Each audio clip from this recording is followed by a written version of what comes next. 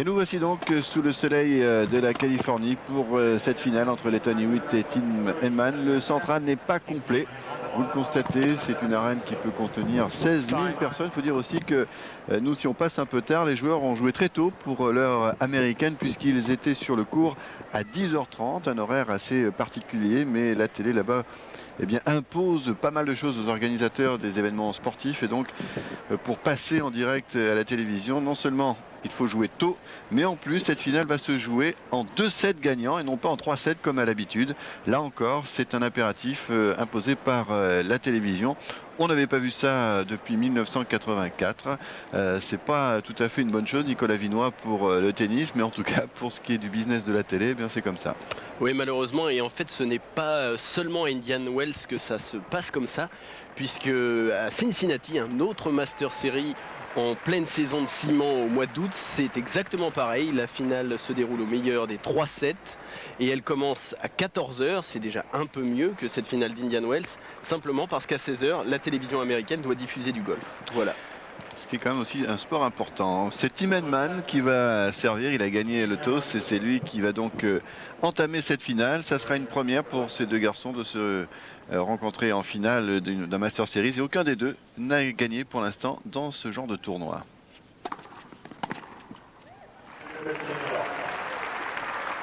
Ouais, à noter, Lionel, que si c'est la 4e fois que les deux joueurs se rencontrent, ils se sont rencontrés 3 fois en finale.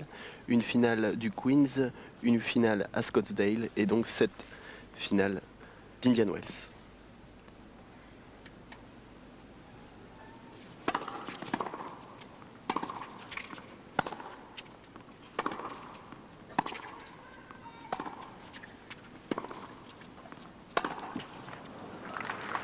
All.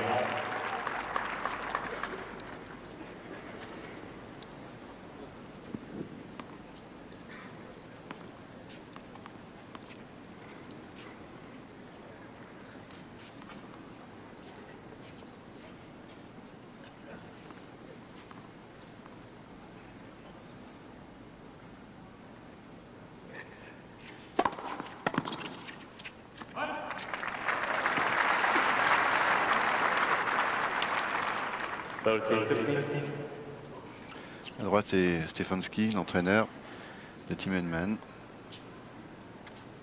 Entraîneur américain avec le Britannique depuis le mois de juillet l'an dernier. Toute nouvelle collaboration.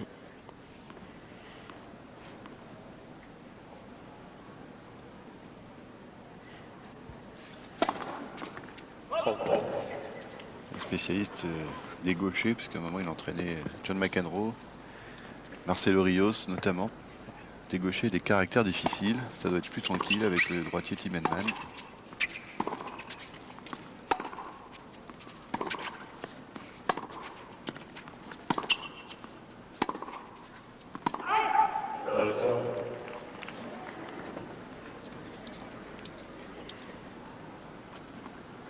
Tim Henman, vous le connaissez, c'est un attaquant, c'est un garçon qui s'appuie sur son service pour venir au filet. Et le problème qu'il va rencontrer aujourd'hui, c'est le même problème qu'a rencontré Pete Sampras hier, à savoir tenir sa première balle pour venir dans de bonnes conditions au filet, se méfier des retours de l'Australien. Un avantage pour lui aujourd'hui, il n'y a pas de vent.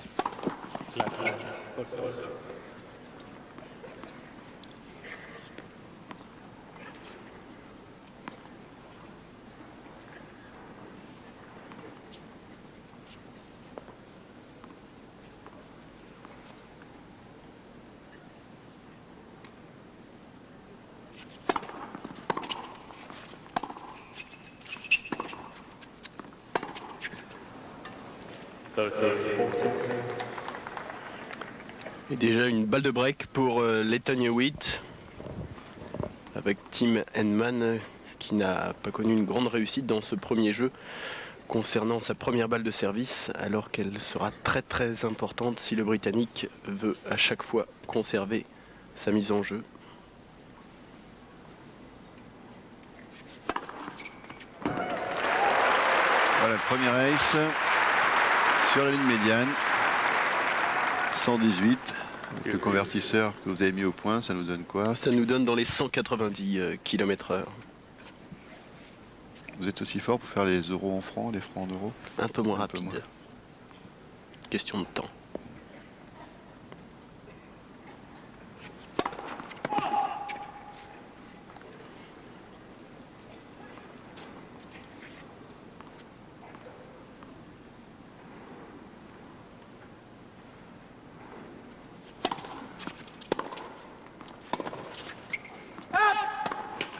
Ouais, c'était une petite deuxième balle.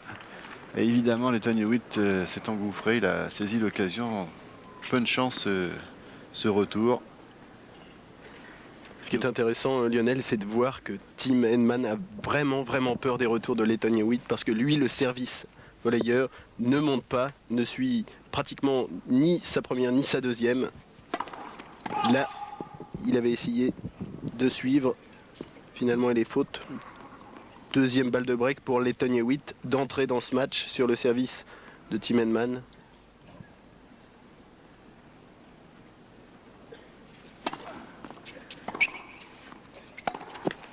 Ah ouais.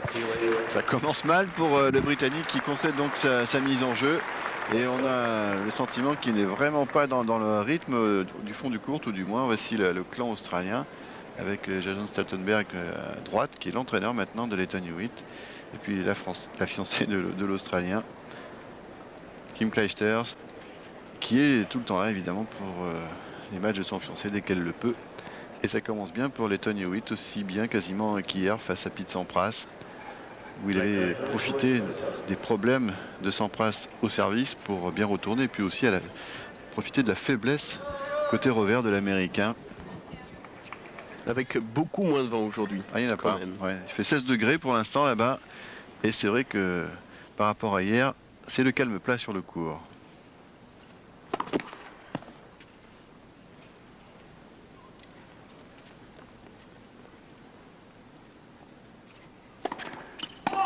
Ça commence à faire une double faute malgré tout.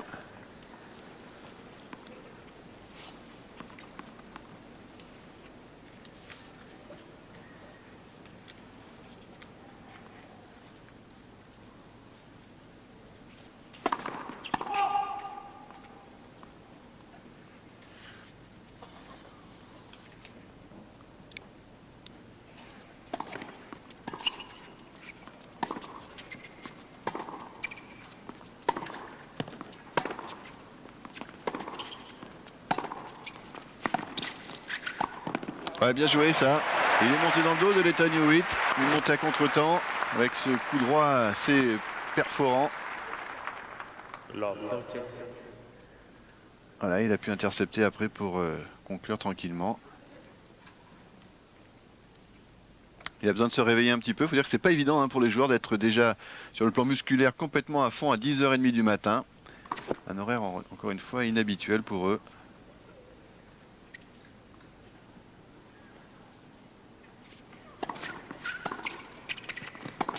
Voilà, encore un retour suivi pour mettre un peu de pression sur le passing de Hewitt.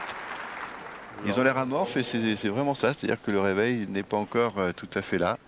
Il va falloir quelques échanges pour que tout se mette en place. Mais effectivement, Lionel, même en ce qui concerne les tournois du Grand Chelem, les premiers matchs des premiers tours commencent la plupart du temps à 11h. Et encore, c'est relativement tôt, c'est à Wimbledon par exemple, parce que on joue moins tard que sur d'autres tournois. Mais encore une double faute, et là encore, c'est l'illustration de ce que l'on disait précédemment. C'est-à-dire qu'on n'a pas tout à fait trouvé la cadence dans tous les secteurs du jeu. C'est un jeu blanc pour Henman qui lui permet de recoller tout de suite au score.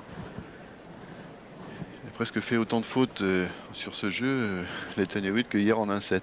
Oui, c'est sûr que Pete Sampras doit peut-être regretter parce que là, il est passé complètement au travers de jeu avec deux doubles fautes et un jeu partout.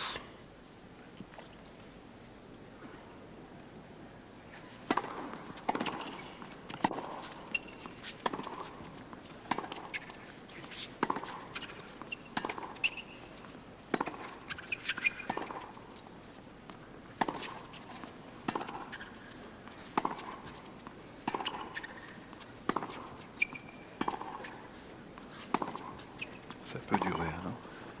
Ils sont bloqués. Avec Hewitt qui va encore se rappeler le match d'hier, qui pilonne le revers de Henman comme il a pilonné celui de Pete Sampras.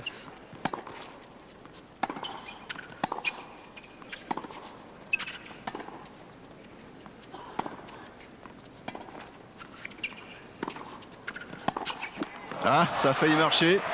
L'amorti pour attirer l'Australien au filet. Et on a retrouvé Hewitt et Henman au public. Mais le passing est resté dans le filet.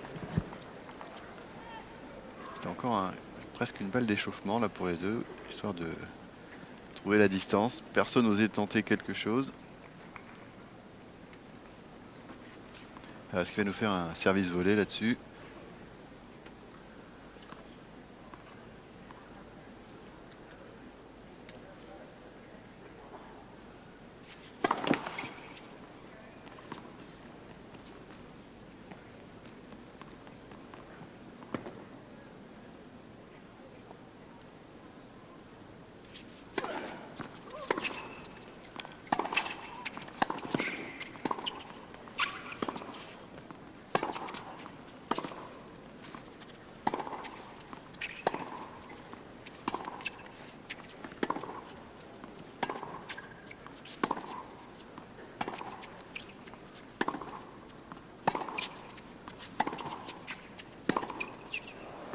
À l'usure.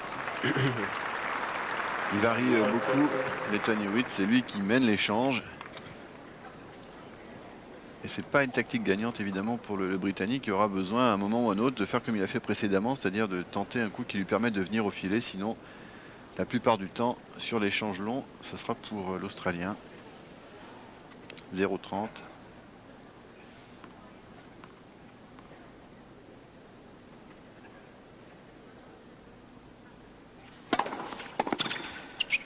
Voilà un enchaînement.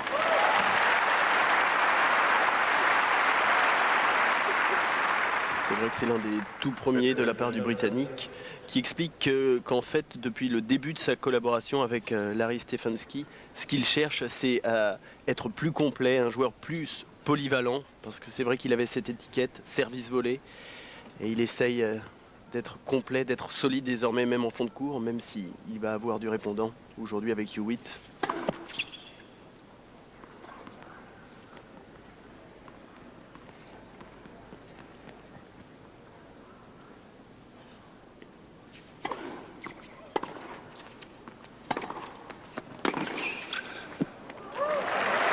Il était dessus, au cas où. Et c'était une très grande et très belle attaque de coup droit là le long de la ligne. Il faut le faire prendre de vitesse comme ça, Lleyton Hewitt. Et d'ailleurs, le Français Nicolas Escudé, battu par le Britannique, a expliqué que ça l'avait un peu déstabilisé de voir Tim Henman, qui avait beaucoup plus attaqué. Les deux joueurs s'étaient rencontrés en finale à Rotterdam. L'Anglais était beaucoup plus monté au filet. Là, lors de ce deuxième tour d'Indian Wells, lorsque le Britannique a battu le Français, eh bien, le Britannique a attendu un ou deux coups avant de monter au filet. Et ça avait un peu dérangé Nicolas, qui s'est finalement incliné en 2-7. Ouh là là là, il n'y avait pas beaucoup de place. Et il a trouvé l'ouverture une fois de plus. Ah, c'est sa grande force, même quand il n'est pas très bien positionné sur la balle. Il arrive à avoir la ressource pour trouver l'angle pour passer. Regardez ça. La plupart des joueurs auraient joué le long de la ligne. Là, bah, lui, il arrive à croiser grâce à ses appuis extraordinaires. Et comme il a réussi à se tourner. Et prêt à repartir au cas où. Et Lionel, on en arrive à une nouvelle balle de break. Aucun serveur n'a eu une balle de jeu sur son service. On en est au troisième jeu. Balle de break pour Hewitt à nouveau.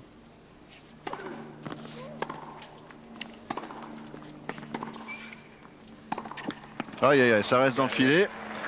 Et il sert le point, Lleyton Hewitt. Hier face à Pete Sampras, on l'a vu manifester qu'au moment de la balle de match, au moment de la victoire en fait. Et là, eh bien, il est tout heureux de reprendre le service du Britannique. Et ce sera la première pause dans ce match et l'occasion pour nous de revenir sur l'événement qui s'est passé à Indian Wells, mais du côté des filles, avec la victoire de Daniela Hantuchova qui a battu Martina Hingis. Oui. À la surprise générale, cette jeune Slovaque de 18 ans qui n'a pas fait de détails face à Martina Hingis. Elle était classée au 26e rang mondial. Et finalement, c'est la joueuse la plus mal classée qui remporte un tournoi WTA depuis 1980. C'est donc un véritable exploit et sans doute qu'on reverra souvent cette Slovaque qui a un joli physique, 1m81, 56 kg, de belles jambes comme vous le disiez Nicolas, en antenne, et qui a en plus une super technique et qui a battu quand même des joueuses comme Barbara Rachette, Justine Hénin et Lisa Raymond pour se frayer un chemin jusqu'à la finale. Et je vais vous donner également le classement WTA puisque... Elle passe 17e je crois. Ouais, et 3e pour Martina Hingis. Et vous savez qui est 16e? Bonne question. Nathalie Tauziat, qui est Toujours, encore 16e.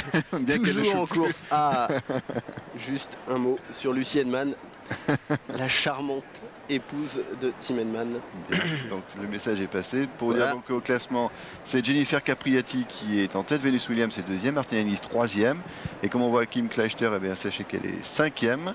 Et la première française, c'est Amélie Mauresmo qui est dixième et qui précède une place Andrine Testu. Et effectivement, Daniela Anchukova est elle classée maintenant numéro 17. Et ce qu'il y a de bien dans ce résultat, Lionel, c'est que Martina Hingis, coutumière du fait, avait encore déclaré avant cette finale oh, Daniela Antukova est trop jeune, 18 ans, elle n'a pas suffisamment d'expérience pour remporter. Ça fait plaisir une finale. après, quand on voit le résultat. Et puis voilà, quand on voit le résultat, on se dit voilà, une fois de plus, elle aurait dû et vous savez ce qu'elle a dit tenir sa après? langue. Elle dit bah, c'est vrai que quand on a 18 ans on n'a peur de rien, et moi c'était pareil quand j'avais 18 ans. Elle a 21 ans maintenant. Elle a aussi dit on va voir dans les semaines qui viennent ce qu'elle va faire, si elle va confirmer. Allez, on revient aux garçons avec Lleyton Hewitt qui va essayer de confirmer son break en remportant son service. Aucun des deux joueurs pour l'instant n'a réussi à prendre sa mise en jeu.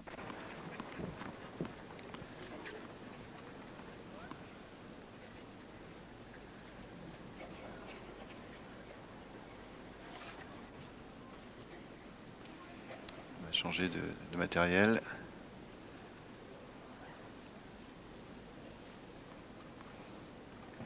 Le jour de la Saint-Patrick, on a donc un Américain face... pardon, pas un Américain, sur le sol américain, on a un Britannique face à un Australien.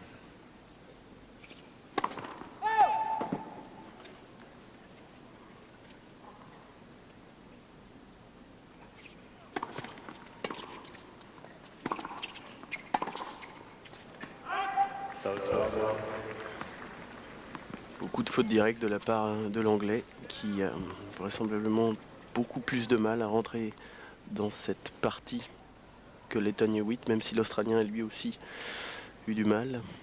30-0 sur le service de l'Australien.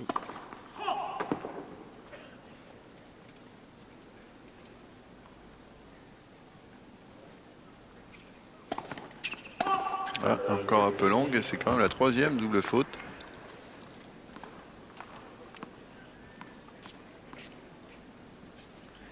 Cette finale a du mal à démarrer. C'est donc en gros plan Jason Stoltenberg qui a quitté le circuit l'année dernière et qui donc s'occupe maintenant de Lleyton. Et très souvent les joueurs de son niveau autour de la 100e place, la 80e place sont d'excellents entraîneurs. Oh là là, beaucoup de grosses fautes là de la part de Tim Henman, que ce soit en coup droit ou ici en revers, il a du mal à accélérer la balle et de trouver la distance. Là encore, c'est une faute en longueur qui est assez grossière. Et là, peut-être en fait une occasion de prendre son service pour Hewitt.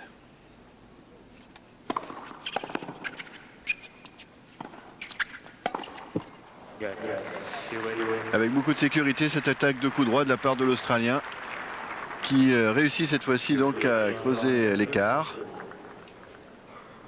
Mais Ouais. on n'a pas la sensation que le match soit véritablement lancé. Non, la seule chose c'est que comme hier, Lleyton Hewitt, lui, est toujours là. Toujours pas impressionnant, mais terriblement efficace. Beaucoup de fautes directes, il a fait quand même 3 doubles fautes en 2 jeux de service. Et il mène quand même 3 jeux à 1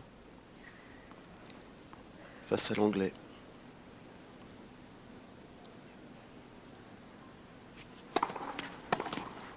Et voilà. Le problème, c'est que si la première balle n'est pas suffisamment vive et rapide, eh bien, en face, le retour est là. Regardez, il a le temps d'ajuster le Britannique. Il cherche même pas les pieds, il sait qu'il peut le passer le long de la ligne, alors qu'on a des petits problèmes avec l'image, mais heureusement, ça revient. Croisons les doigts.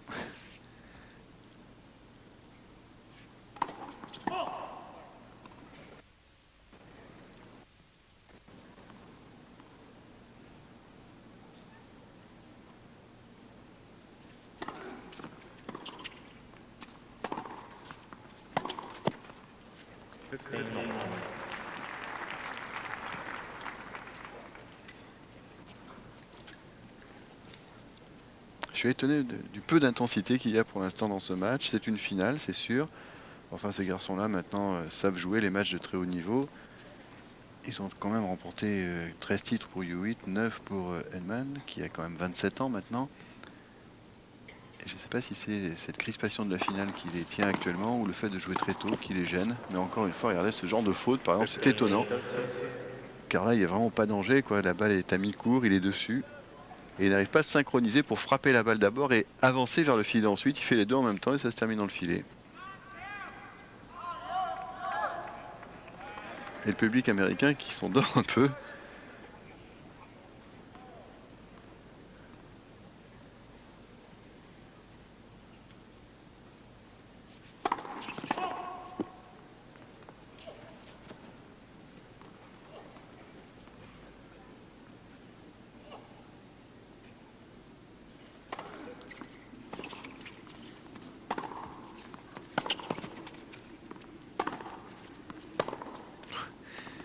Il fait des balles jet d'eau là, beaucoup de lift. Et ouais, c'est magnifiquement réalisé encore une fois. Vous avez vu des balles qui sont passées 7-8 mètres au-dessus du filet avec un rebond difficile à négocier. C'est-à-dire qu'on ne peut pas attaquer sur ce genre de balle, on ne peut que remettre dans le court. Et là-dessus, comme elle est courte, il peut attaquer, s'offrir un angle et prendre de vitesse Henman qui ne sait pas où se replacer. Et le contre-pied est facile. Et deux nouvelles balles de break, Lionel, pour Leighton Hewitt. Tim Henman, qui, ça fait 3 jeux de service qu'il sert, n'a toujours pas eu une seule balle de jeu en sa faveur. Ça sort. Ouais. Et c'est fait. Ça paraît facile pour Leighton Hewitt qui fait un peu ce qu'il veut sur le court. Alors, on vous rappelle que Hewitt a eu un début de saison gâché par une varicelle et que là il revient vraiment au tout premier plan. Et on sent qu'il a de nouveau toutes ses capacités, toute son envie pour gagner les matchs importants et pour inscrire son nom pour la première fois au palmarès d'un tournoi Master Series qu'il n'a pas encore réussi à faire. Alors les fautes de Henman évidemment elles sont là, mais on ne peut pas dire que pour l'instant le niveau de jeu soit exceptionnel. On peut simplement constater qu'il y en a un qui a tenté plus de choses que l'autre et qui surtout les a réussi, c'est l'Australien. Dubitative, Madame Henman. Henman qui est une star en Angleterre. Il y a une immense attente autour de lui pour le tournoi de Wimbledon. Il a joué des demi-finales, mais malheureusement pour lui, je crois qu'il en a joué 3. Il en a joué 3, oui. Et malheureusement pour lui, il a perdu à chaque fois face au futur vainqueur. 98-99, Pete Sampras. Et 2001, Ivan Izevich, avec cette demi-finale où il mène 2-7-1, interrompu par la pluie. Et là, Ivan Izevich qui revient, qui enchaîne les aces pour finalement s'imposer le lendemain, parce que cette demi-finale s'était disputée le dimanche et s'imposer le lundi. Ivan Izevich face à Patrick Rafter. C'était un énorme match et une énorme émotion à la fin. Mais malheureusement, le peuple britannique était privé de son représentant pour cet événement, une fois de plus. Ça fait tellement longtemps qu'ils attendent. Alors, ils ont quelques espoirs aussi en ce qui concerne la Coupe Davis, parce qu'avec Greg Rudeski, ça fait une belle équipe. Et malheureusement, voilà, ils n'arrivent pas à passer les tours, à se frayer un chemin jusqu'aux demi-finales. Ils n'arrivent surtout jamais à passer le premier tour. Ils sont habitués au match de barrage depuis une bonne dizaine d'années, alors qu'ils ont depuis 5-6 ans maintenant une équipe Tim Henman, Greg Rudeski, qui devrait pourtant sans problème au moins figurer dans le dernier carré des équipes demi-finalistes de la Coupe Davis. Ce n'est pas le cas. Cette année encore, ils se sont fait battre chez eux à Londres par les Suédois, Thomas Enquist et Thomas Johansson le dernier jour, donnant les 2 derniers points décisifs à la Suède. Il y en a d'autres qui ont perdu contre les Suédois en Coupe Davis, parce que ça c'est une équipe qui est toujours très difficile à manœuvrer. Et le numéro 1 mondial actuellement pour The Race en tout cas, c'est un Suédois. Allez, on revient sur Hewitt qui va essayer de se détacher davantage encore. Oh, il n'y est pas du tout la team.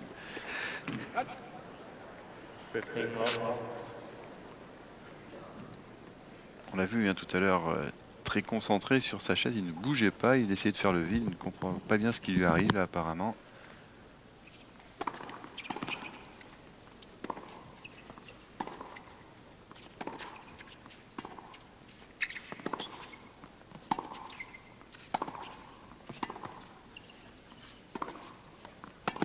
Ah ouais, c'est sévère, les droites-gauche là. Et vous avez vu, il a le temps, lui, de tourner autour de son revers pour mettre une patate de coup droit le long de la ligne. Pour déborder complètement Tim Henman, qui ne peut que défendre, mais sans contre-attaquer, sans prendre l'initiative. Et oui, pour l'instant très facile. Et d'ailleurs, lors de leurs 3 dernières confrontations, hein, Tim Henman n'a remporté qu'un seul set en 3 matchs face à Lleyton Hewitt. Et là, c'est encore très bien parti pour l'Australie. Voilà. Ah oui.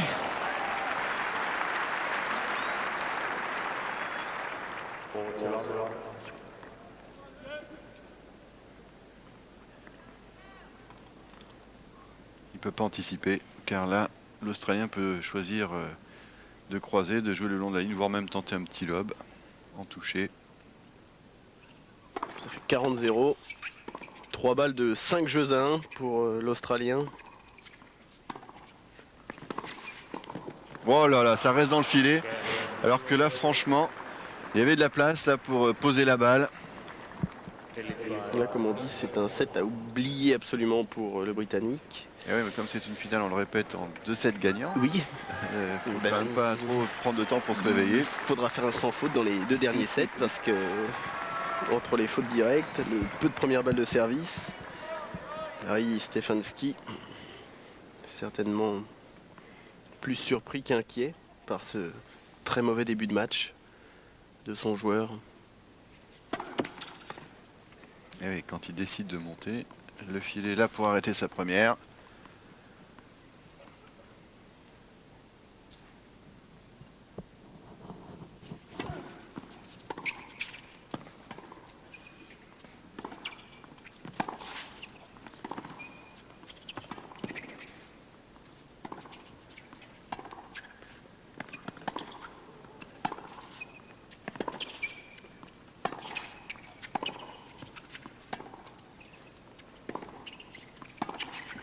Et oui, c'est lui qui va vers l'avant. Et il a une très belle longueur de balle qui lui permet de neutraliser l'anglais. Qui a essayé pourtant, il a tenté une belle accélération, mais on voit à quel point Hewitt renverse tout de suite la tendance en échange de fond de cours. Il faut impérativement réussir sa première pour pouvoir enchaîner Tim Henman, sinon il va souffrir et marquer assez peu de points.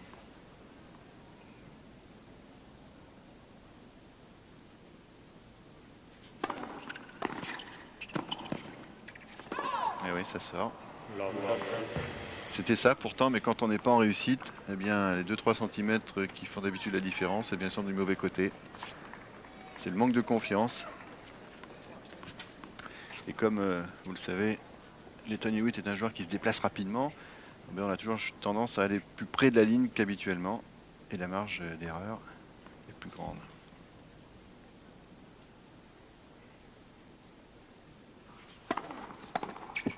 Bien servi.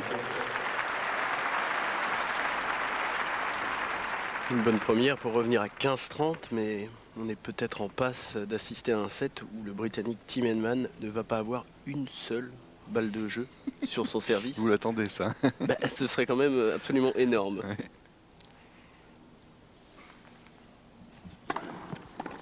Voilà. Le retour. Oh, il a vu passer la balle, c'est tout. Il n'a rien pu faire d'autre, Tim Henman, tellement ça va vite. Et 2 balles, donc 2 balles de 7 pour Lleyton Hewitt pour remporter ce premier set d'une finale. 6 jeux à 1. C'est pas encore fait, mais 2 balles de 7 tout de même pour l'Australien.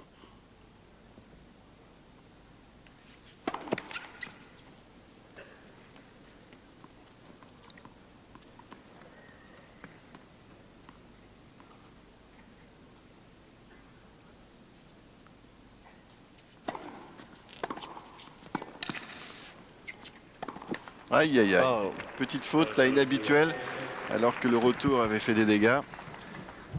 Un peu précipité pour une fois, là, Lleyton Hewitt pour conclure ce set. Il a encore une occasion.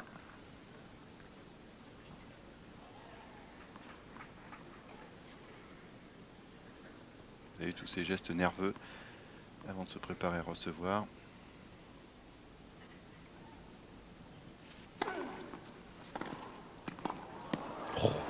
Ailier. Oh, incroyable comment il est revenu pour aller chercher cette balle et plier cette première manche très sévèrement. D'ailleurs 6 jeux à 1 en faveur de l'Australien, qui n'a pas apprécié ce coup droit qui précédemment était resté dans le filet, qui, vous l'avez vu, a tout de suite réagi. Et de quelle façon? On a entendu le murmure du public qui se demandait s'il allait pouvoir revenir. Oh ben oui, il est revenu. La tornade blanche est là. Et donc 600, et comme vous le disiez Nicolas, aucune balle de jeu sur son service pour l'anglais Tim Henman dans une finale de Master Series. C'est quand même, je crois, rarissime. Je dois dire que cette statistique, nous ne l'avons pas parce que on ne pensait pas que c'était possible. Pas, hein. Et pourtant, regardez, Hewitt n'a pas bien servi en première. Mais pour le reste, eh bien, c'est du gâteau. Très peu de fautes. 5 fautes contre 13 à son adversaire. 5 coups gagnants. C'est sûr qu'il y a eu ces 3 doubles fautes. C'était un peu la statistique qui fait mal dans ce tableau de marche. Alors Lionel, il y a peut-être une autre explication à ce score pour le moment, c'est que Tim Henman fait de gros complexes face aux joueurs du top 10, du top 10, les 10 meilleurs joueurs. Il faut savoir que durant ce tournoi, il a battu Marat Safin en 8e de finale, numéro 8 mondial, et que c'était son premier succès sur un joueur du top 10 depuis 18 mois.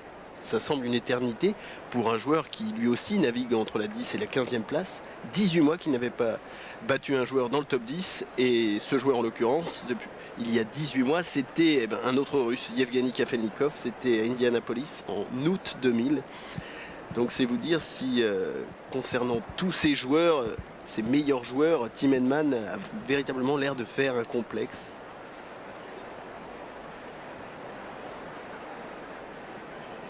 Et oui, pour être un grand champion, il faut effectivement arriver à se surpasser face aux meilleurs, que ce soit dans les tournois du Grand Chelem ou dans ce genre de tournoi également.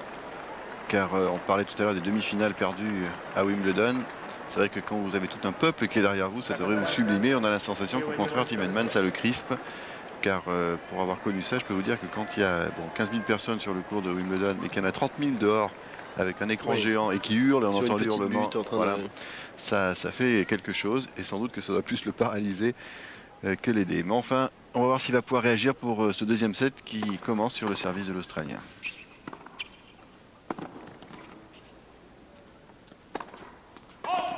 Ah, il laisse échapper ce smash.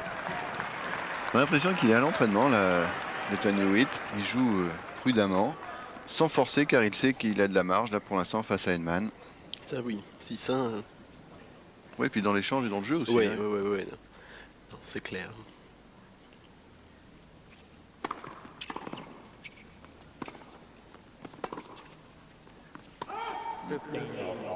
Tim Henman qui n'arrive absolument pas pour l'instant, soit à trouver la longueur, soit à trouver la hauteur, parce que sa balle accroche assez souvent le filet. 15A.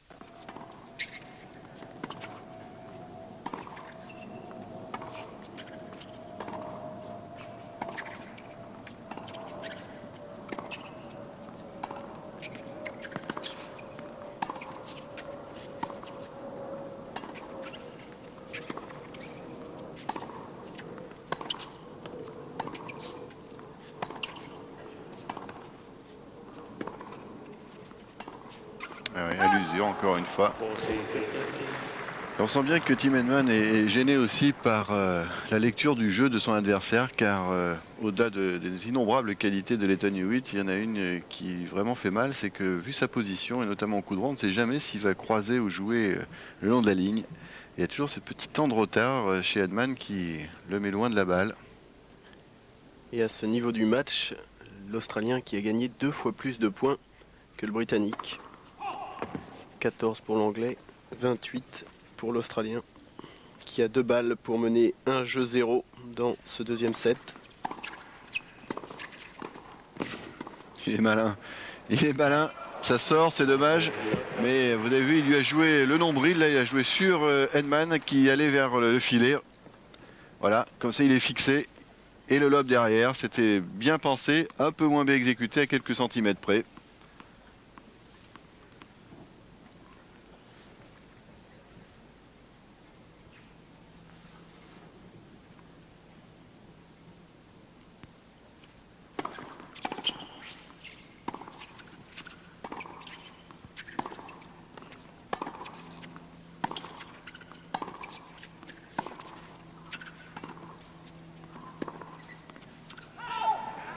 Voilà. Ça réveille un petit peu le public américain qui aimerait voir un peu plus de résistance de la part de Henman dans ce match. 40A.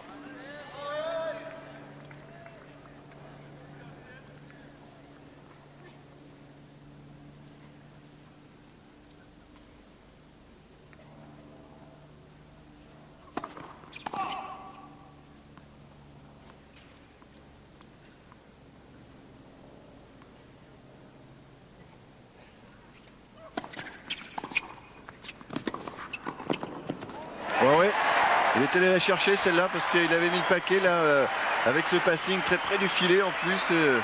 Lleyton Hewitt, on va le voir. Il tape très fort dans la balle. Belle interception. Et c'est la balle de jeu maintenant pour le Britannique.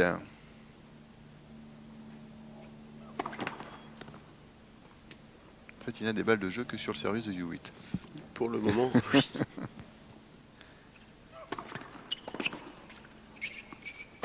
Ouais, celle-là, il ne faudra pas y compter.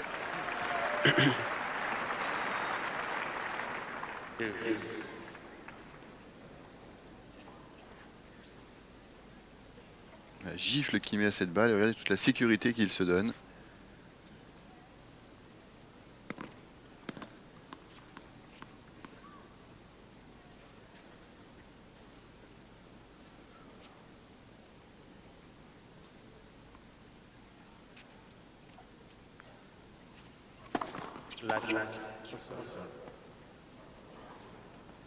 Alors il n'y a pas de juge de filet pour le let, hein, mais il y a un petit radar, un fil qui passe dans le filet et qui signale à l'arbitre avec un petit signal sonore que la balle a touché le filet. Même si personne s'en rendre compte, y compris les joueurs.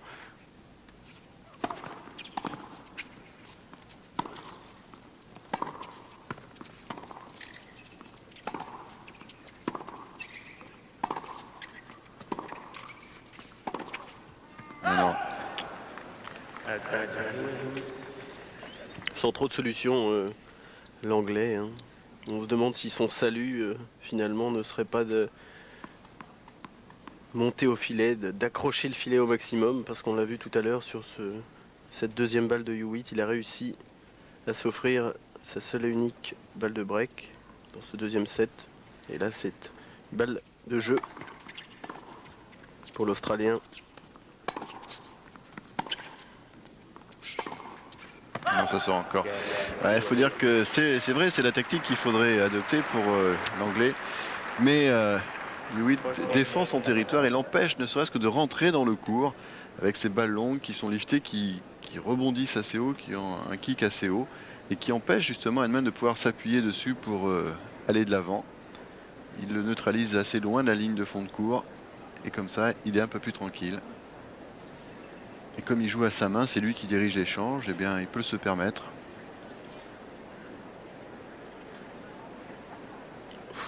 Et oui, que 5 sur 16 Point remporté après un premier service. C'est vraiment catastrophique pour Henman. Et 9 sur 11 pour Letton Hewitt. Et je pense que si l'on compare les 2 premières balles de service, brutes, juste comme ça, je pense que celle de Henman est peut-être légèrement meilleure, même si Letton Hewitt la varie beaucoup plus, a beaucoup plus d'angles, sait varier énormément. Et le résultat est là. Tim Henman sert dans ce deuxième set pour rester au score. Il est mené 1-0 par Letton Hewitt.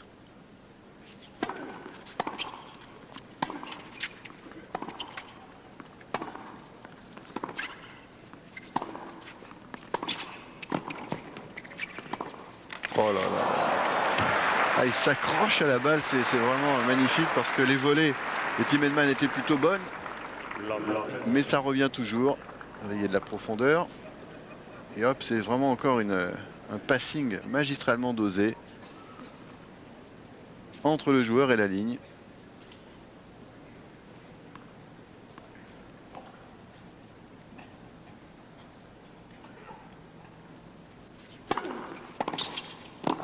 Voilà, un retour qui plonge dans les genoux, ce qui paralyse le volleyeur.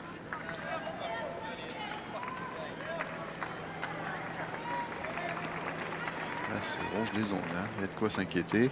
Stefanski aussi se demande comment il peut s'en sortir, là, son poulain. Que faire? Que faire? Dominé dans l'échange, battu sur son service, à nouveau en difficulté. Le Britannique, 0-30.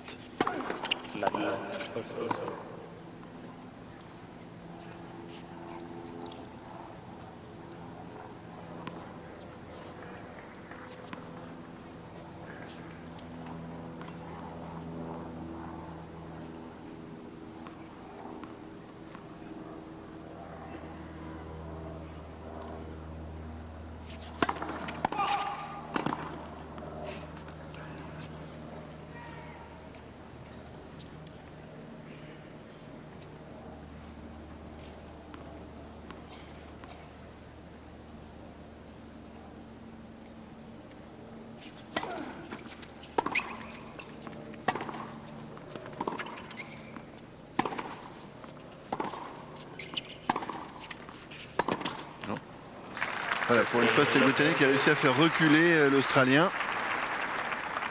Ce qui lui arrive pas si souvent.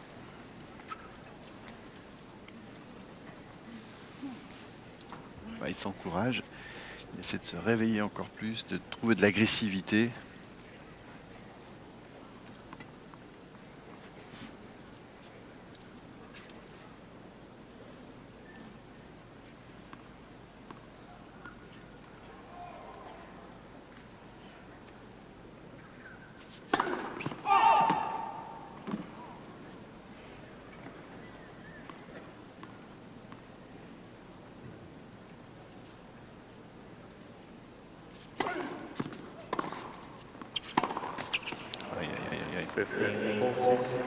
Et oui, il est pris de vitesse, donc il est beaucoup plus précipité dans sa façon de jouer, moins posé. Il lui laisse peu de temps, Hewitt, c'est pour ça.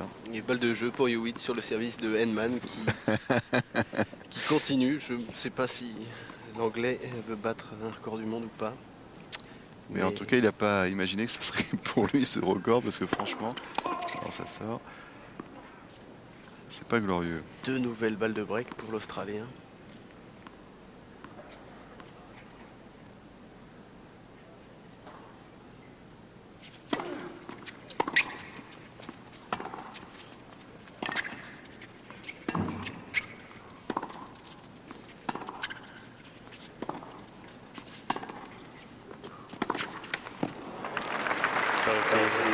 Ah, c'est pas mal d'essayer comme ça qu'une balle très profonde de neutraliser Letton Hewitt pour pas lui donner d'angle.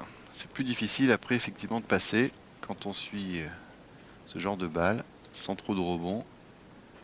Peut-être qu'il va falloir sortir cette approche coupée plus souvent.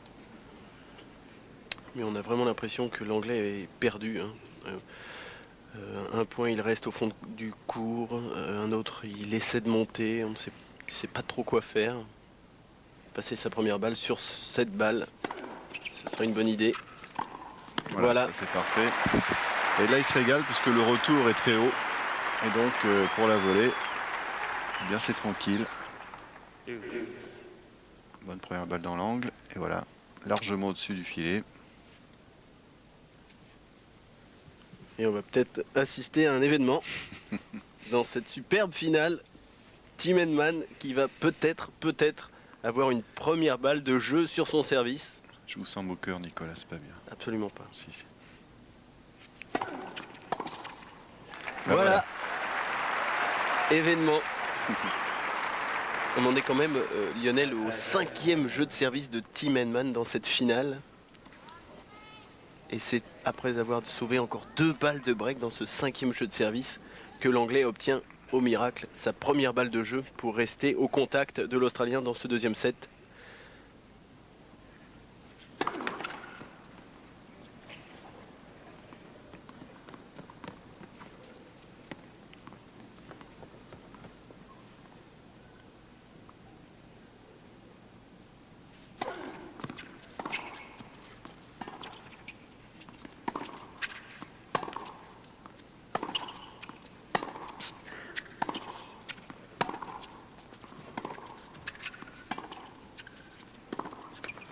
C'est fait.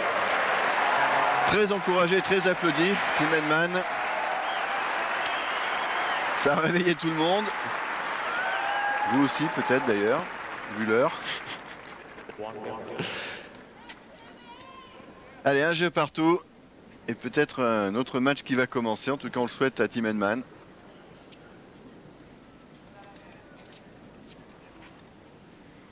Ça n'a pas l'air de perturber l'Australien.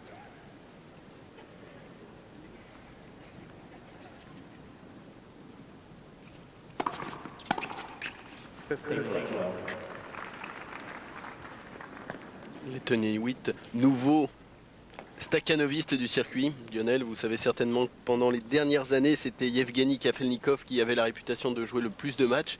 Et bien l'an dernier, pour son sacre de numéro mondial, c'est l'Australien qui, avec 98 matchs, a devancé d'un seul Yevgeny Kafelnikov. 80 victoires pour 18 défaites.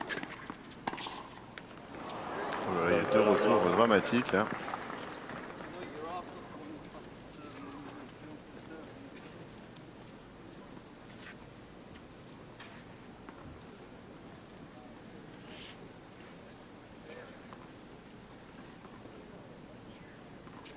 Il aura quand même demandé 4 balles au ramasseur de balles avant de trouver la bonne.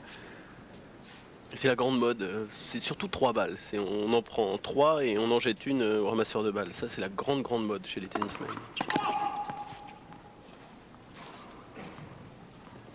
La deuxième, celle qui va servir maintenant, c'est celle-là qu'il a demandé spécialement. Alors on va voir si elle va lui porter chance.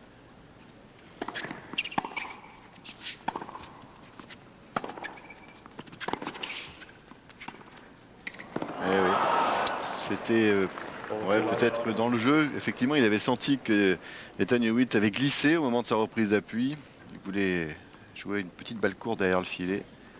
Mais de toute façon, l'Australien était dessus. Et 3 balles pour mener 2-1. Stoltenberg qui a été aussi un excellent joueur de double. C'est que les Tony Hewitt a envie de progresser aussi dans son jeu d'attaque. Ouais, bien agressé là. Et il lui a demandé notamment de le faire travailler beaucoup sur quelques points comme le service. C'est vrai que hier, face à Pete Sampras, il a été assez impressionnant au service sans trop forcer. Il a beaucoup varié, beaucoup trouvé d'angles différents.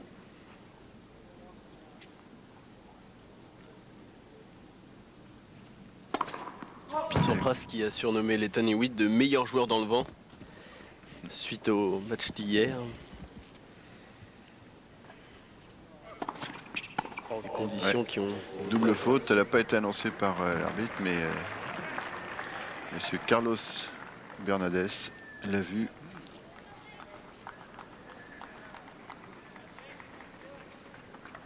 C'est juste au moment où je vous disais qu'il avait progressé dans le service qui nous fait sa 4e double faute. Oui. 4e, oui. Mais il lui reste une balle pour mener 2 jeux à 1 dans ce 2e set.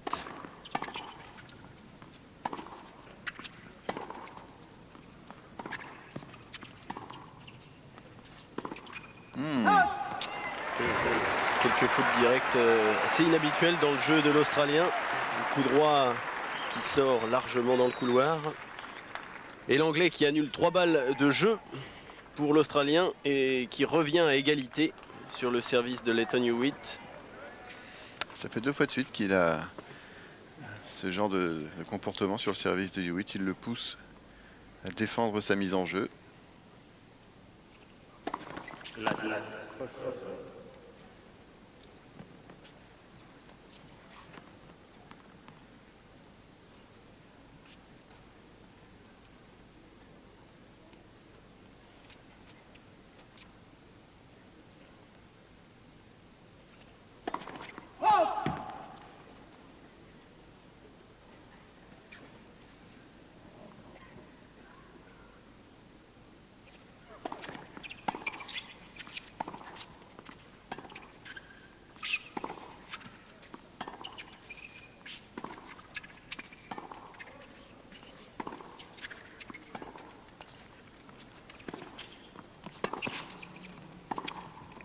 Non, ça va sortir. Et ça va donner une balle de break, mais qui compte cette fois-ci à Tim Henman. Quelques fautes dans le jeu de l'Australien, inhabituel là encore. Ouais, il doit se dire quand je me retrouve là quand même, j'avais tout ce qu'il fallait pour me détacher tranquillement et je suis obligé de me battre là pour sauver une balle de break.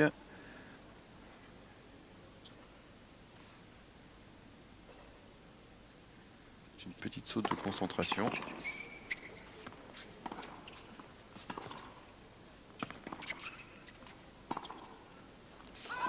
Aïe aïe aïe, dommage pour le Britannique, c'était pas mal joué du tout.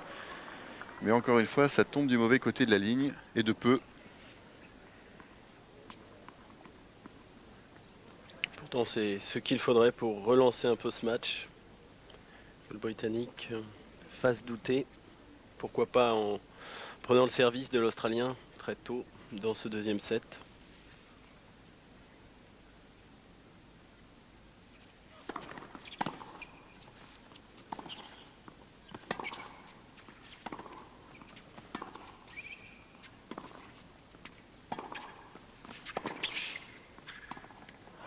Aïe aïe aïe aïe aïe. Ce petit revers pour une amortie qui reste une nouvelle fois dans le filet. Il n'a pas réussi une.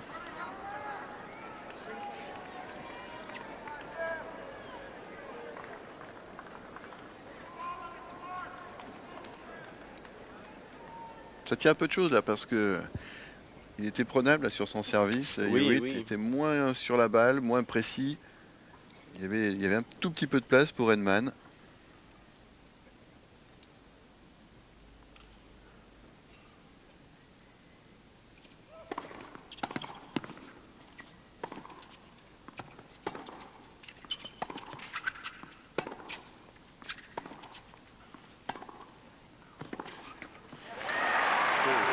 Et c'est encore à nouveau possible avec l'Anglais qui traverse, on va dire, une bonne passe parce qu'effectivement, il a sauvé 2 balles de break sur le jeu d'avant. Il a annulé 3 balles de jeu pour Lleyton Hewitt sur ce service de l'Australien.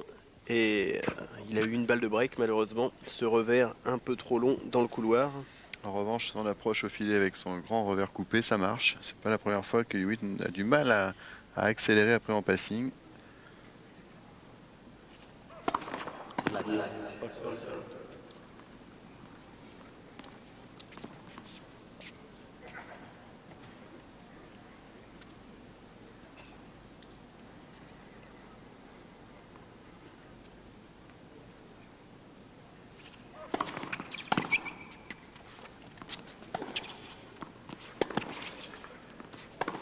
Oui, c'est bien joué.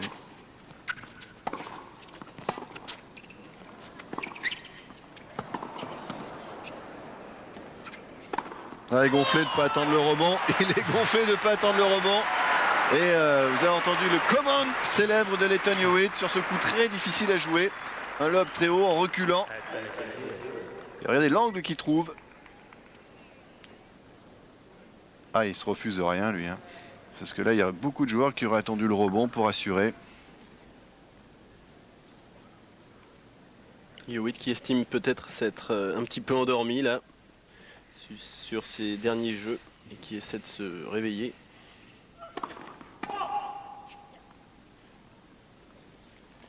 De se remotiver parce qu'après tout, cette balle ne lui offre qu'une balle de jeu pour mener 2-1 dans ce deuxième set.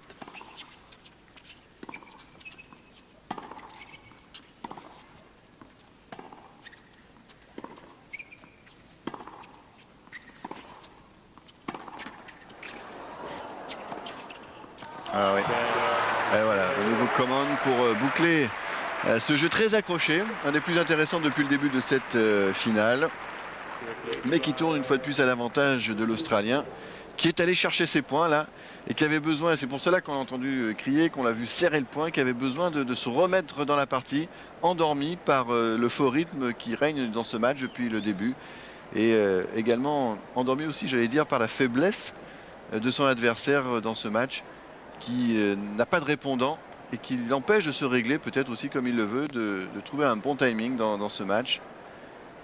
Et c'est là où on voit aussi l'intelligence tactique du jeune Australien qui au bon moment arrive à trouver de l'accélération, à se réveiller et à repartir de l'avant. Là on a droit aux meilleures fautes directes de Tim Henman. C'est sympa. C'est très spectaculaire, superbe. Voilà. Bon. Il va aimer ça. Hein, je pense. Si ses parents regardent la télévision, ils vont adorer. Mais malheureusement, ça reflète le début du match, le début de cette finale et notamment le jeu de l'anglais. Faute directe, 13 en coup droit, 7 en revers, 2 au filet. Au total, 22 fautes directes. Ah, c'est beaucoup. C'est énorme en un set et 3 jeux, quoi. C'est beaucoup. Et 10 jeux. 10 jeux, 10 jeux de service, ça fait plus de 2 fautes directes par jeu. Ça donne et sans double faute en plus.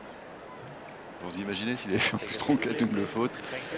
C'est comme si Letang Hewitt débutait chaque jeu à 30-0 ou 0-30. Et l'anglais sur son service qui va essayer de rester au contact. Il n'a remporté sa mise en jeu qu'une seule fois. C'était lors du changement précédent.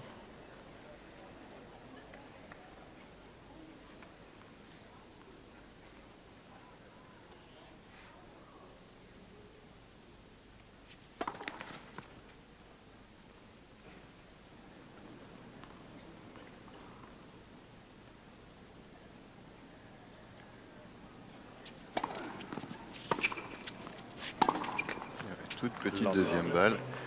On sent qu'il n'y a pas de jus dans sa frappe, quoi que ce soit en service ou dans ses coups droits là notamment. Il n'y a pas la niaque comme le dit souvent Bernard Loiseau.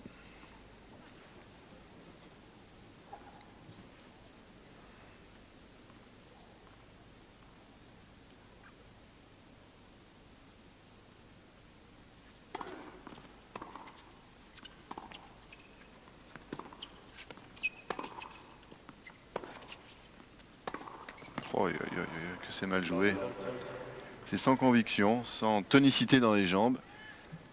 S'écroule un peu au moment de la frappe, quoi. Voilà, il essaie de se réveiller, il tape sur sa tension de raquette, sur ses cordes de raquette.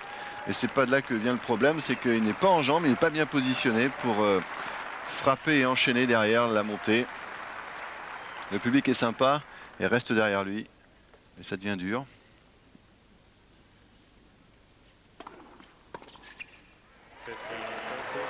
Ils vont même applaudir les retours qui restent dans le filet. Est-ce que ça va suffire à donner un petit peu plus d'animation dans ce match?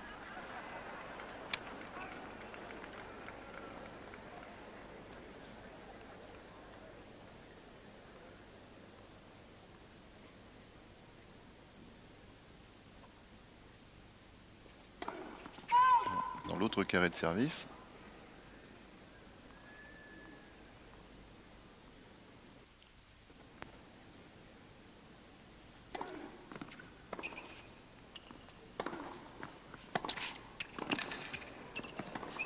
Oh là là, c'est exceptionnel. Exceptionnel ce passing. C'est son meilleur coup actuellement. Regardez comment une fois de plus il va se retourner complètement. Ah, malheureusement on voit pas bien, mais là-dessus sans doute, pof. Quelle tonicité. Et pourtant la volée de Tim Henman était très longue, pleine ligne. Ce qui n'empêche pas l'Australien de décocher ce passing de revers croisé et de s'offrir 2 nouvelles balles de break sur le service du Britannique.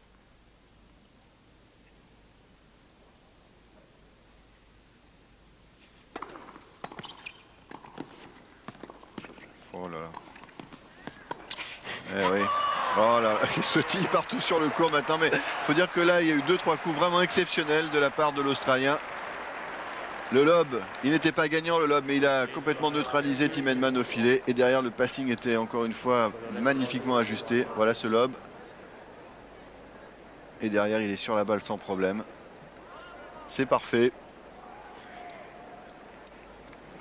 Les Suédois savaient très bien faire ça, notamment Mats Wilander. Ouais, il est fou de rage, Tim Henman. Habituellement, on se prend une petite amende sur ce genre de... En tout cas, une réflexion de l'arbitre sur ce genre de geste. C'est une image aussi rare que celle de Pete Sampras qui jette hier sa raquette, parce que Pete Sampras comme Tim Henman ont vraiment la réputation d'être des joueurs très calmes. Et voilà, au filet, il va aller faire son petit point.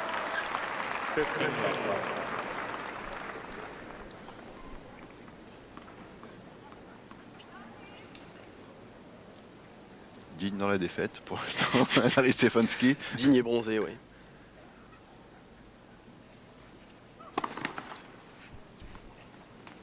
Je pense qu'on n'a pas fini d'entendre parler du côté de Tim. Voilà, du côté de Tim Henman, on n'a pas fini d'entendre parler, je pense, de cet horaire, 10h30. Même si il n'explique franchement pas tout sur ce qu'on voit, loin de là, mais tout de même. Ah oui. Ah, Il a eu du mal à retrouver son équilibre, l'Australien, après cette volée très difficile à exécuter. On va le voir, il va quasiment glisser, poser la main au sol. Et le temps de reprendre ses appuis, il est passé. Il peut le faire. Mais il ne le fait pas souvent, il ne peut pas le faire souvent. 15-A.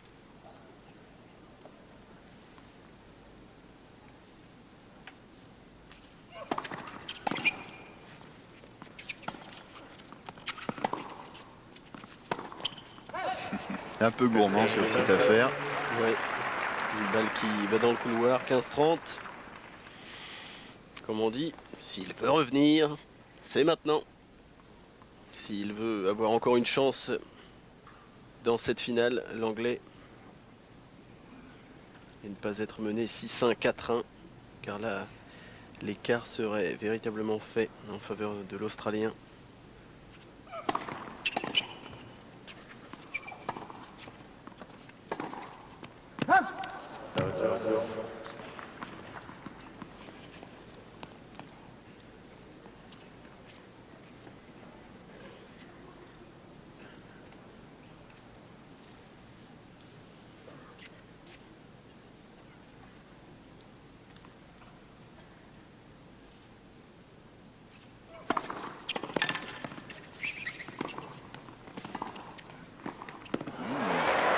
Manque d'application là pour jouer cette volée.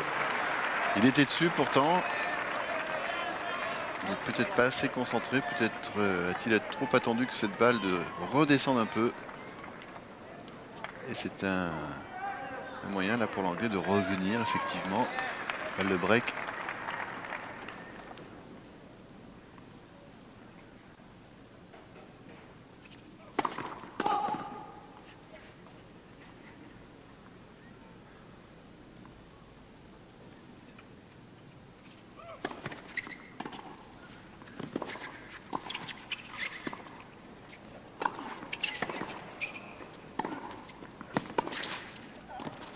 Bien joué. Là, il s'est mieux défendu sur le lob. Il était plus présent physiquement. Ça lui a permis d'avancer de nouveau après avoir joué ce lob. Et donc, il se laisse cette porte ouverte, Tim Henman, en prenant le service de son adversaire. Vous avez vu comme il a vite regagné son siège pour se remettre de ses émotions. Voilà, déjà là, il suit son retour. Volée assez profonde. Il s'attend au lob. Hein, il est bien sur ses appuis là pour trouver une bonne longueur de balle. Là aussi c'est long. Et amorti derrière.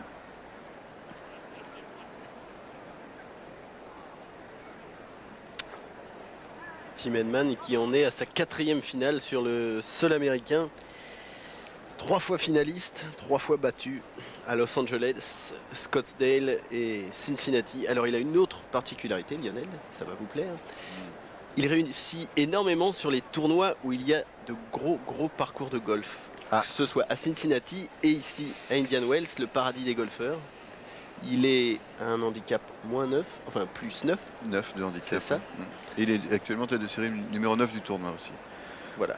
Le 9 qui lui va aussi bien. Mais handicap 9 c'est pas mal hein, quand même. Je peux vous dire qu'il faut jouer déjà pour être à ce niveau-là. Ils sont doués pour tout, c'est agaçant.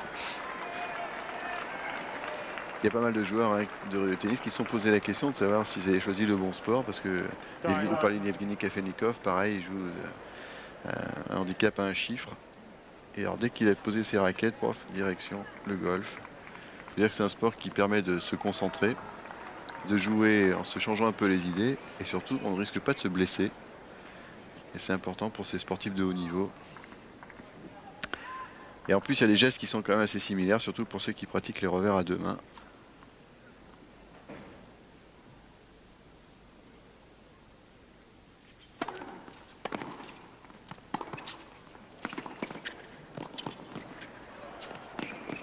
Eh oui. Il est plus vif, hein, Tim Henman. Vous avez vu comme il s'est bien déplacé. Là-dessus, là, il va aller très vite vers le filet. Les jambes bien fléchies.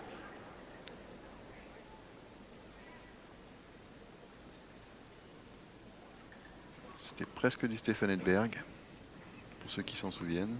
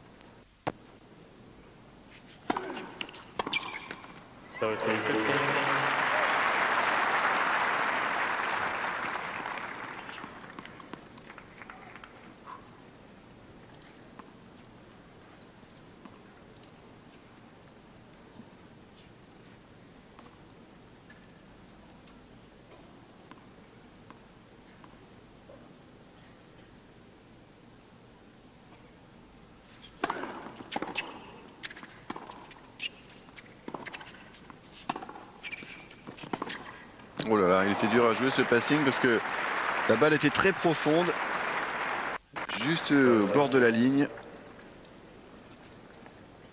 Ah, il est vraiment exceptionnel dans ce domaine.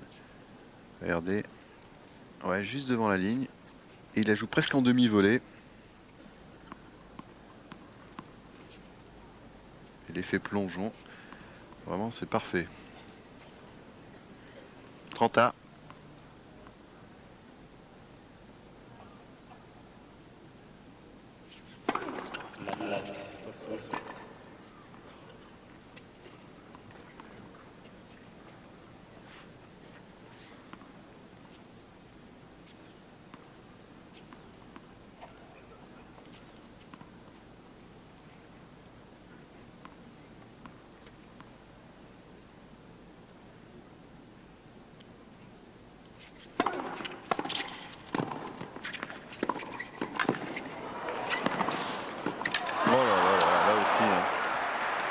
Il n'y a pas beaucoup de joueurs qui auraient ramené cette balle. Hein. Encore partout, les Hewitt, ouais.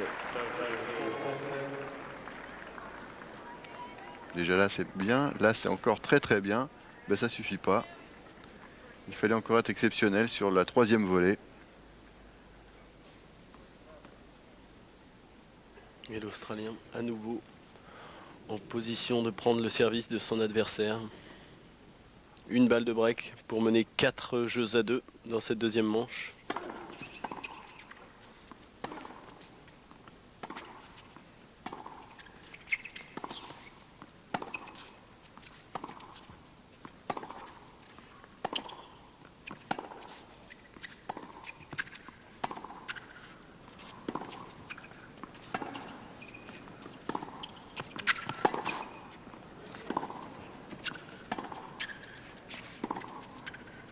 Non.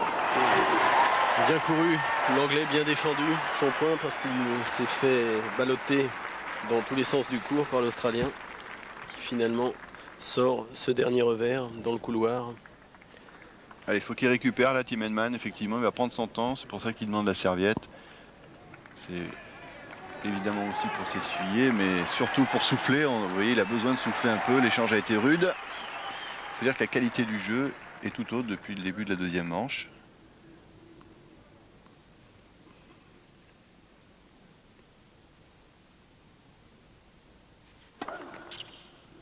Et voilà, souvent après un gros point dur physiquement, et bien la première balle, c'est toujours délicat.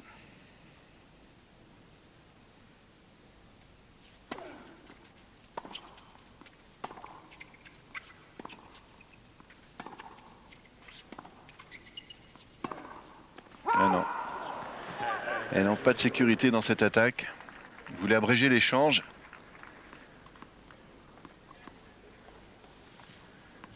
Nouvelle balle de 4-2. Letton Hewitt qui, depuis le début du match, a eu des balles de jeu sur le service de Tim Henman. Sur les 7 engagements de Tim Henman, à chaque fois, Letton Hewitt a eu au moins une balle de jeu. Là encore.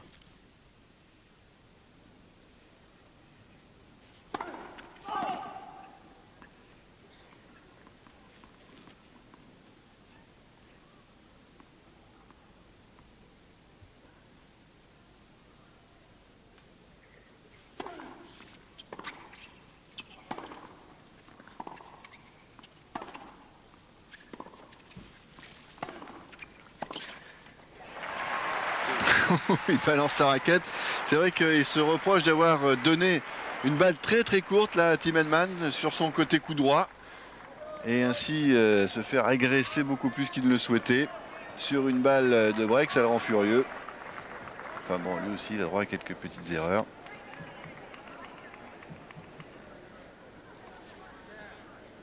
Quasiment une fois sur deux, on réussit le break sur les points de break. Mais bon, là-dessus, ça s'est pas bien passé pour l'Australien.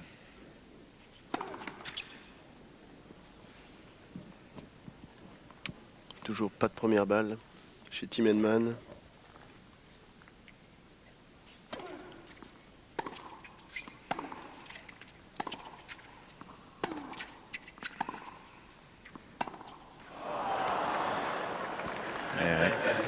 Il n'a pas bien gratté ce revers. Qui fonctionnait bien hein, pourtant ces derniers temps. Mais là, il était un peu sur les talons pour le jouer. Nouvel avantage pour l'Australien, le 3e dans ce jeu de service.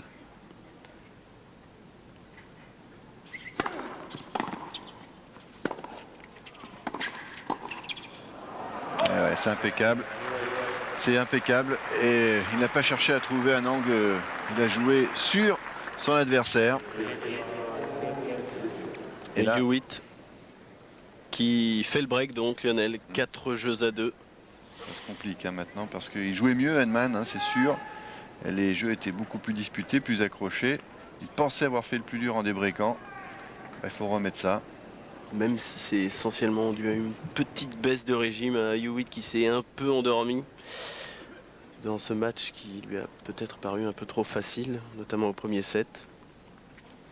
4-2 pour l'Australien.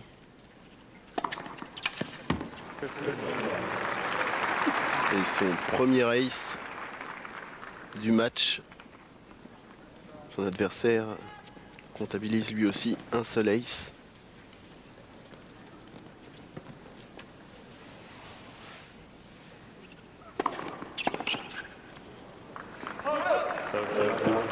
Les premières balles de service, on ne les attend pas forcément de la part de Lleyton Hewitt, mais plus de Tim Henman. Et pourtant, c'est l'inverse qui se produit.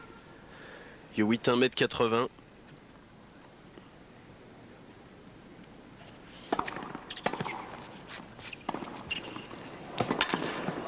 Qui se balade. Ouais, il est parti tellement tôt qu'il ne pouvait pas se tromper d'endroit là. Là. Il se balade sur ce jeu de service qui, pour l'instant, en tout cas, semble être le plus simple pour lui à gérer, car depuis le début de la deuxième manche, à chaque fois, il a dû sauver une balle de break. Oui. Et d'ailleurs, son service précédent, il ne l'avait pas sauvé.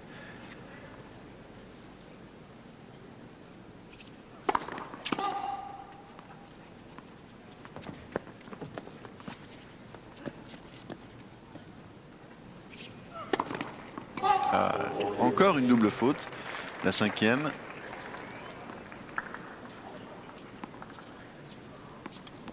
Je dirais qu'à 40-0, c'est pas très grave. Ouais. Voilà, un ace, part et d'autre, et 5 doubles fautes pour Hewitt.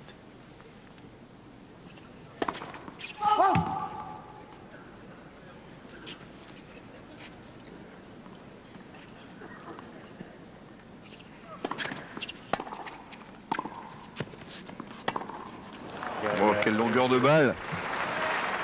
Henman obligé de reculer. Vous avez vu encore le poing serré vers son clan, là, vers ses amis et sa fiancée. Pour dire, je pense que c'est dans la poche, la 6-1, 5-2. Et c'est vrai que là, je ne mettrai pas 1 euro sur Tim Henman. D'autant que l'anglais mettrait encore une livre sterling. Toujours qu'il ne fasse pas comme les autres, ceux-là.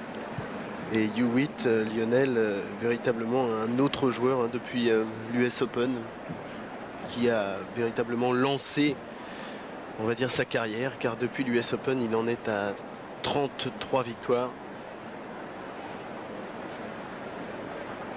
Et c'est pas fini.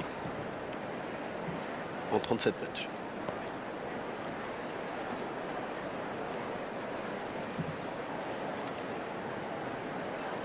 Un peu dépité là-dessus, Tim Henman, et il y a de quoi. Face à la tornade. Hewitt qui a balancé sa raquette une seule fois dans ce match, mais qui très vite sait se reprendre pour voilà, avoir des attitudes positives ensuite. Alors c'est vrai qu'au début il était un peu tête à claque sur le circuit parce qu'il n'arrêtait pas après chaque point de faire ce genre de geste et de se taper le cœur également.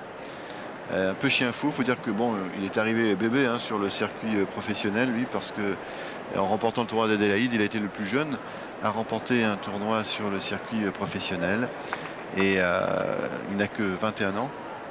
Un peu chambreur Hewitt, et c'est l'ancien coach d'André Agassi, Brad Gilbert, qui disait qu'il était étonné qu'aucun joueur n'ait jusqu'ici pas mis une bonne gifle, on dira, à Lleyton Hewitt. C'est le roi de la provoque, ouais, Brad Gilbert. Ouais. Mais Lleyton Hewitt aussi parfois, quand son adversaire, par chance, peut avoir le filet en sa faveur, si ça ne lui plaît pas, l'Australien le fait savoir. Allez, 5-2 pour Hewitt et service Henman.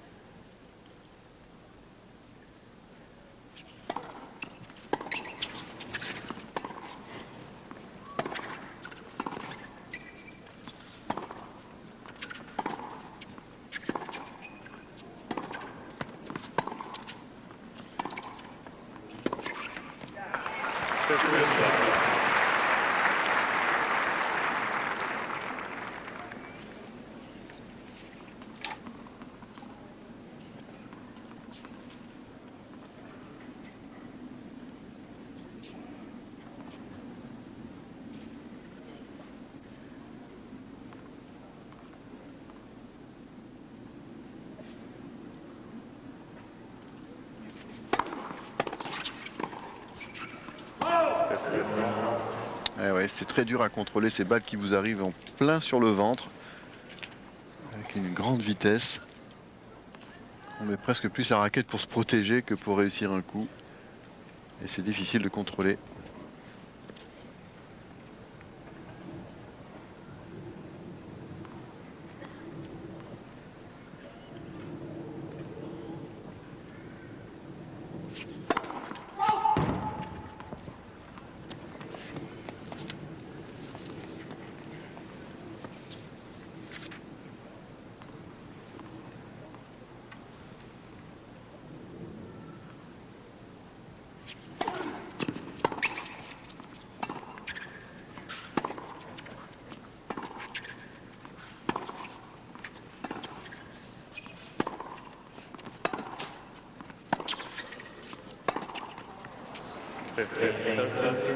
Il tient pas l'échange, il tient plus l'échange. Tim Henman qui n'a remporté que 9 titres en 22 finales. C'est dire si cet exercice, si j'ose dire, ne lui réussit pas franchement. C'est un peu un pourcentage à la Cédric Pioline. Ouais. Et qui va certainement offrir, parti comme c'est parti, son match le plus facile de la semaine à Lleyton Hewitt, qui n'a jusqu'ici concédé qu'un seul set au deuxième tour face au Roumain Andrei Pavel.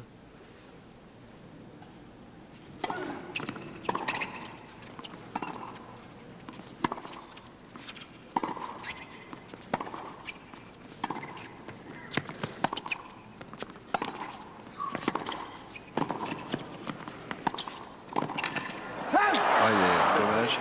Il avait senti le coup, il savait qu'il allait croiser, mais c'était difficile de remonter cette balle parce qu'elle allait très très vite, elle plongeait très vite derrière le filet. Et Lionel, si Lleyton Hewitt l'emporte là, il aura donc eu des balles de jeu sur tous les jeux de service de Tim Henman. Belle statistique. Impressionnante. Bien vu. 2 balles de match donc.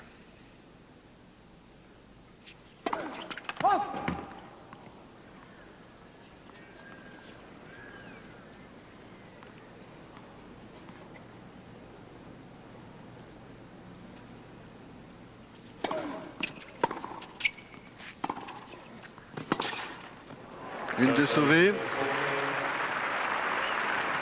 Un sursis pour l'anglais.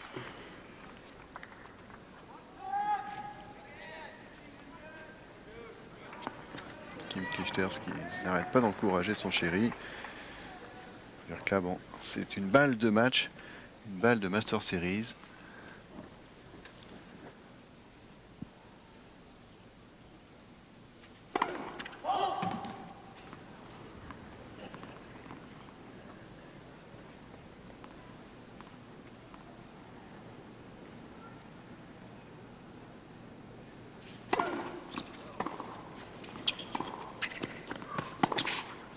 Tranquille, ouais. À genoux sur le court d'Indian Wells, Lleyton Hewitt, le poing serré, un grand sourire, et il enlève sa casquette pour aller serrer la main de Tim Henman qui n'a pas pesé bien lourd lui non plus face à l'Australien qui remporte le premier Master Series de sa carrière, son 14e titre, le plus beau après l'US Open l'année dernière et le Masters de Sydney.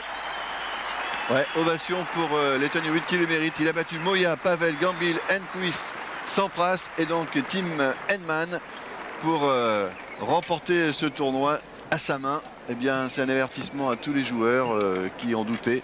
Il faudra, Nicolas, compter sur ce garçon pour bouleverser encore tous les plans de ceux qui voulaient remporter les plus grands tournois cette année. C'est ça, Hewitt est de retour après sa varicelle qui l'a beaucoup fatigué et qui l'a vu perdre au premier tour à l'Open d'Australie. Eh bien, l'Australien vient justement d'enchaîner 2 victoires en tournoi à San José, puis dans ce Master Series d'Indian Wells, 11 matchs, 11 victoires d'affilée pour l'Australien. On parlait de ce détonateur qu'a été l'US Open pour lui depuis le premier tour de l'US Open, depuis la fin du mois d'août 2001. L'Australien, rendez-vous compte Lionel, a remporté 34 victoires en 38 matchs disputés depuis cet US Open. Et Tim Henman, une fois de plus, qui craque en finale, mais il y avait vraiment beaucoup de différence entre les deux joueurs aujourd'hui, même si effectivement cet horaire un peu particulier ne lui a pas permis de s'exprimer totalement en début de match. Eh bien, il a été un peu meilleur dans la deuxième manche, mais ça n'a pas suffi. Voilà, eh bien on se retrouvera sur France Télévisions pour le tournoi de Miami, celui de Key Biscayne. Ça sera la suite des Master Series. Il faut vous habituer à cela maintenant sur France Télévisions toute la saison. Les 9 plus grands tournois après les tournois du Grand Chelem vous seront proposés. Et puis il y aura évidemment la Coupe Davis également. Ça sera à Pau, l'équipe de Guy Forget qui recevra l'équipe de la République tchèque. Merci de nous avoir suivis. Bonsoir Nicolas. Bonsoir. Et bravo à Lleyton Hewitt.